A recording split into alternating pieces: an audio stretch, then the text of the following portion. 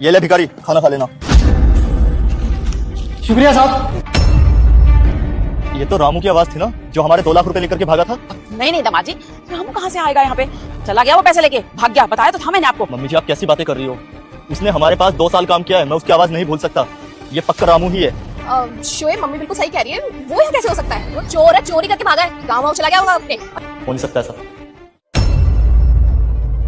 मैंने बोला था ना ये रामू ही है, लेकिन ये 2 लाख रुपए चोरी करके यहाँ मंदिर के बाहर क्या कर रहा है? मुझे मास्क दो, मैं उससे बात करके आता हूँ। क्या करोगे? मास्क दो भैया।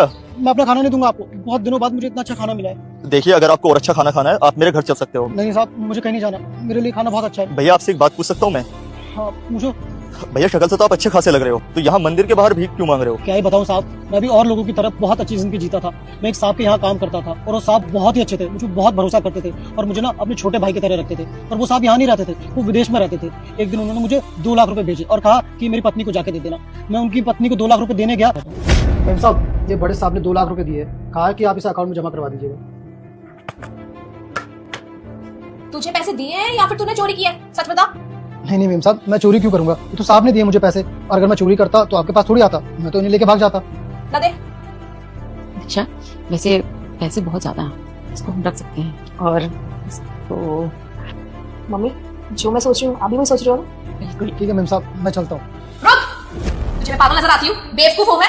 तू चोरी करता है, वो साथ ही नाटक कर रहा है। मैं तू चोरी करता है पर सीधो चोरी, जैसे जुबान चला रहा है मेरे सामने। नहीं, आप लोग गलत समझ रहे हैं, मैंने कोई चोरी नहीं करी है। अरे चुप कर, आज तो तुझे मौका मिल गया है पैसे चुराने का, कल को तू पता नहीं क्या क्या करेगा।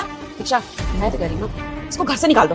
हाँ मम्मी आप बिल्कुल सही कह रहे हैं। मैंने कोई चोरी नहीं करी। साहब आप गलत सोच रही हैं। निकल। रामू तेरे साथ इतना बुरा हो गया और तूने एक बार भी मुझे नहीं बताया, अपने साहब को इतना बुरा समझ लिया।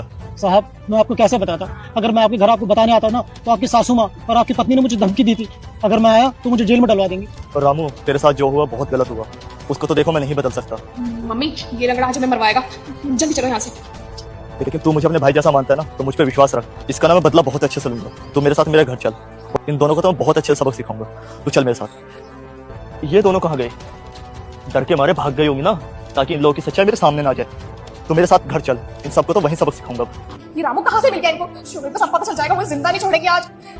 मम्मी शोएब आ रहे हैं। मम्मी जी, दीक्षा पहचाना इसको कौन है? अरे रामू तू कहाँ चला गया था? मैं तुझे कहाँ ढूंढा, अभी तक कॉल किया मैंने तुझे। वाह कमाल की एक्टिंग कर लेते हो तुम लोग।